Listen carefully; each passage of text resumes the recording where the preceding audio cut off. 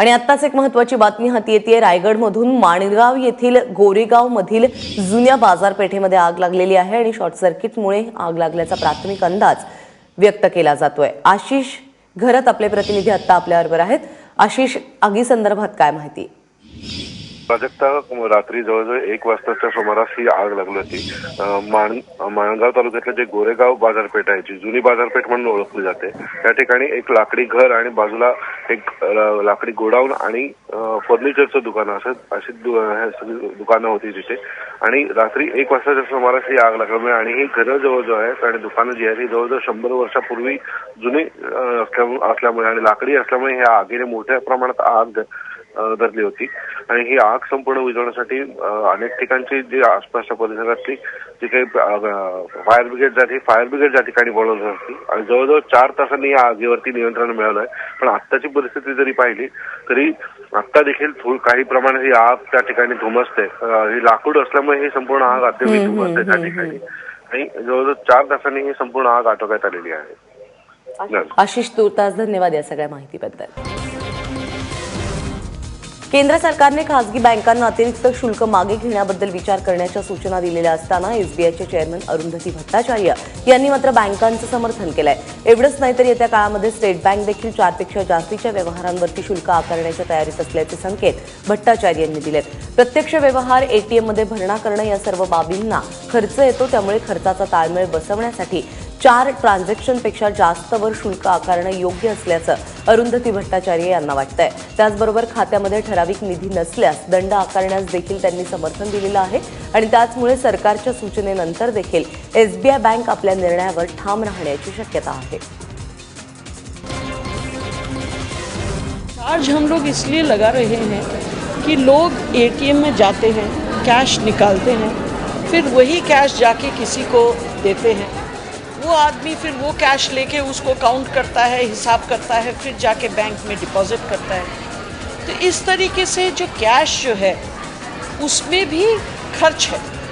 ऐसा नहीं है खर्च नहीं है, आपको नहीं दिखता है क्योंकि उसके लिए हम लोग कोई चार्ज लगा नहीं रहे हैं। लेकिन कैश को छापने में, उसकी हिसाब रखने में, उसको ट्रांसपोर्ट करने में, उसको सिक्योरिटी देने में, उसको काउंट करने में, रिसाइकल करने में, हर कुछ में पैसा लगता है, चार्जेस लगते हैं। वो चार्जेस आम टैक्स पेयर्स भरते हैं। नोटबंदीच्या काळामध्ये घालून दिलेल्या मर्यादेपेक्षा अधिक रक्कम खात्यामध्ये जमा करणाऱ्या देशातील 19 लाख जणांना आयकर विभागाने नोटीस बजावली आहे। त्यात मराठवाड्यातील 400 जण आहेत। मागच्या 5 दिवसांमध्ये आयकर विभागाने मराठवाड्यातून 26 कोटींचं काळधन जप्त केलंय। विभागाच्या चौकशीमध्ये अनेक बाबी समोर येत आहेत।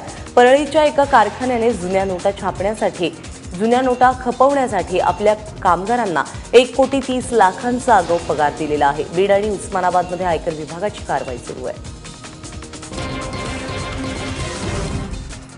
मुंबई महापालिकेवरती शिवसेनेचा महापौर बसवल्यानंतर शिवसेनेचे पक्षप्रमुख उद्धव ठाकरेंनी मुंबईकरांचे आभार मानले। त्यानंतर उद्धव ठाकरे कुटुंबियांसह हुतात्मा चौकात दाखल झाले आणि हुतात्म्यांना अभिवादन केलं।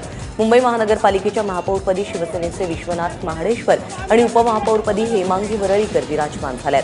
शिवसेना पक्षप्रमुख उद्धव ठाकरेंनी महानगरपालिकेमध्ये महाडेश्वरांचे पुष्पगुच्छ देऊन अभिनंदन केलं। शिवसेनेच्या विश्वनाथ महाडेश्वर यांना भाजपनं पाठिंबा दिलाय। त्यांना एकूण 171 मतं पडली।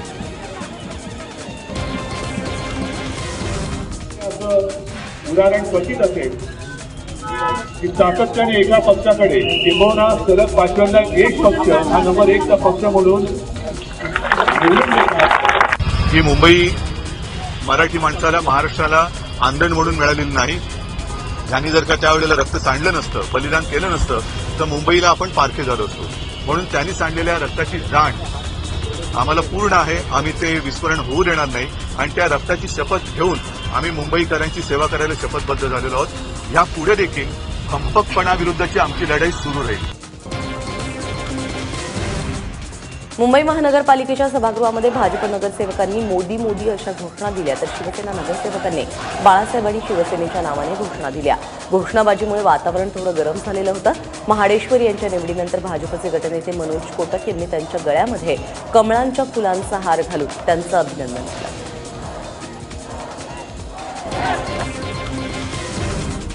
मुंबई महानगरपालिकेमध्ये मतदान होण्यापूर्वी भाजपने हुतात्मा चौकात जाऊन पारदर्शक कारभाराची शपथ घेतली आणि संयुक्त महाराष्ट्राच्या हुतात्म्यांना अभिवादन केलं.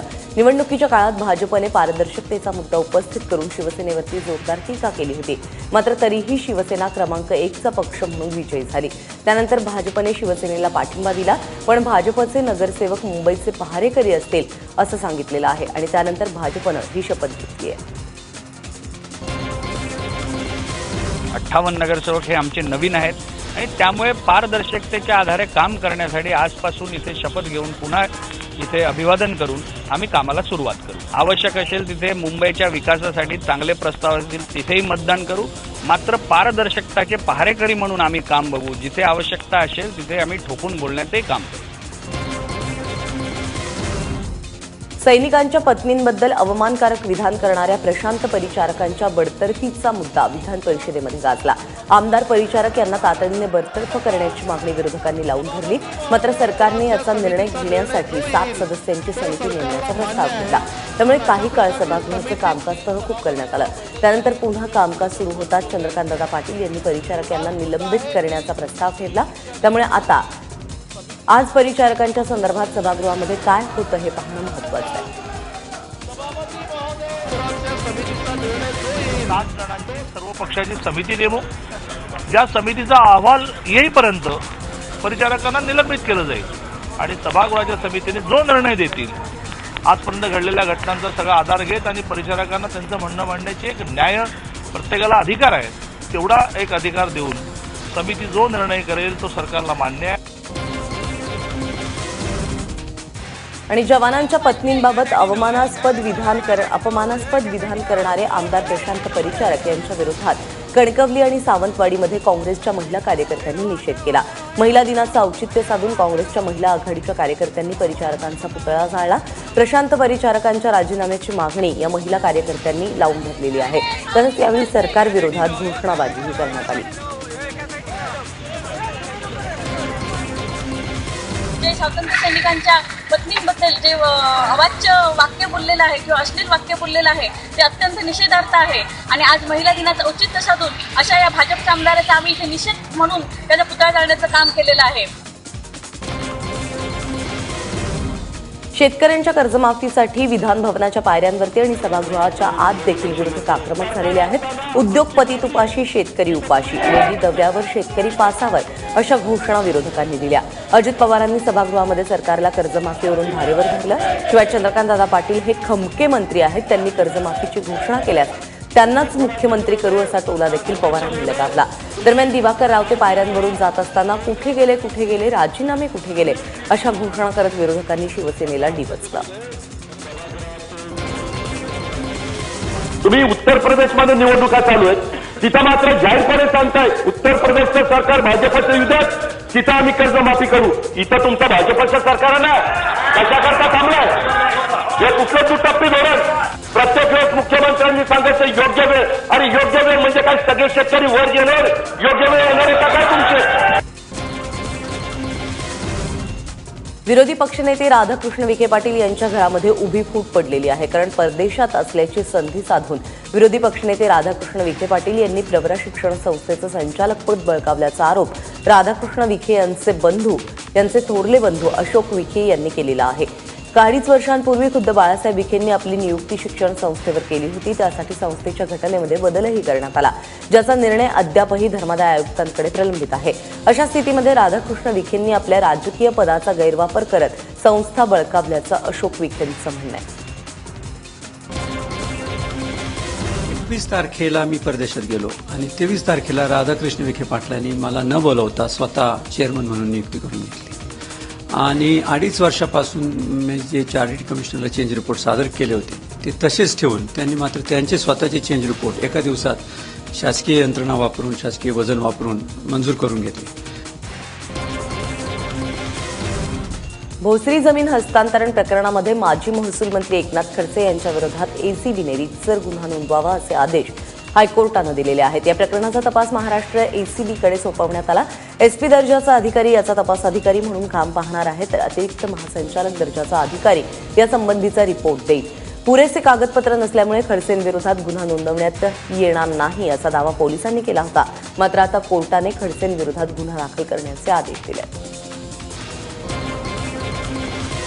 ही जागा 3,75,00,000 रुपयाला खरेदी करण्यात आली आणि मुळातच या हेतूने खरेदी करण्यात आली की ते कम्पेन्सेशनचे पैसे स्वतःकडे वळवण्यात यावे म्हणून. त्याच्यामध्ये DYSP जे आहेत ते याचे इन्व्हेस्टिगेशन ऑफिसर राहतील आणि अंडर DG मॉनिटरिंग ही इन्क्वायरी पूर्ण होईल.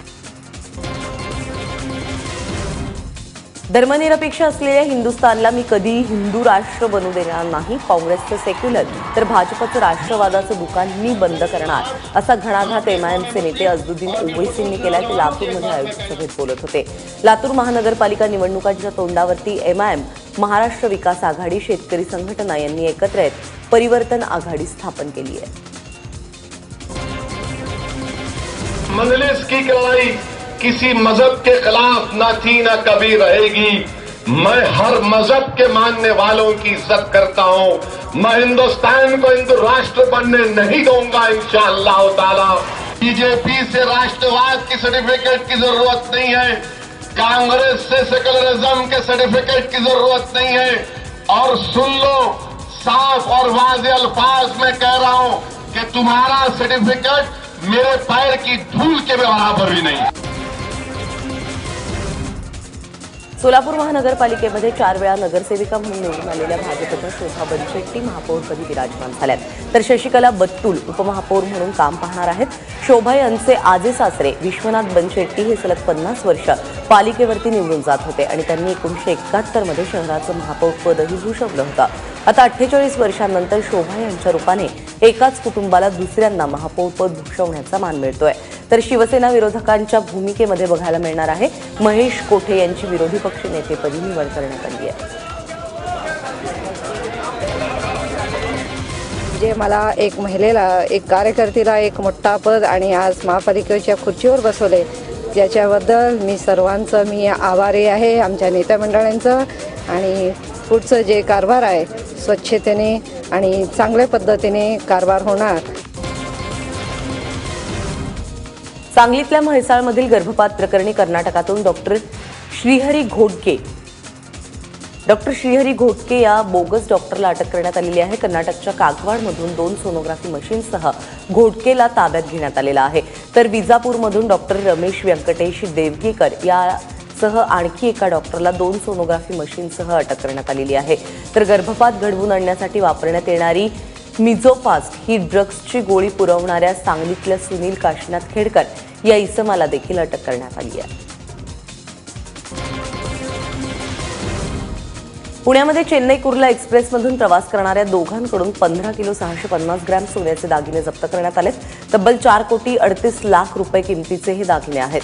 पुणे रेल्वे पोलिसांनी सोमवारी केलेल्या कारवाईमध्ये सुमेर सिंग आणि हरिओम पारिक या दोघांना ताब्यात घेण्यात आलंय. या दोघांजवळ दागिन्यांचे कोणतेही अधिकृत कागदपत्र नसल्यामुळे सर्व दागिने जप्त करण्यात आलेत आणि त्यानंतर काल मूळ मालकाला बोलवून त्यांची चौकशीही करण्यात आली आहे. नाशिकच्या सिटी सेंटर मॉलमध्ये काल महिला दिनाच्या निमित्ताने तब्बल 104.2 फूट लांबीचा केक बनवण्यात आला होता. तब्बल 108 किलो वजनाचा हा केक बनवण्यासाठी 80 किलो मैदा आणि क्रीम वापरण्यात आला. यासोबतच 15 किलो अननसाचा वापर यासाठी करण्यात आला. हा भव्य केक पाहण्यासाठी नाशिककरांनी मोठी गर्दी केली होती. नाशिकमधील विविध क्षेत्रांमध्ये काम करणाऱ्या महिलांच्या हस्ते हा केक कापून महिला दिन साजरा करण्यात आला.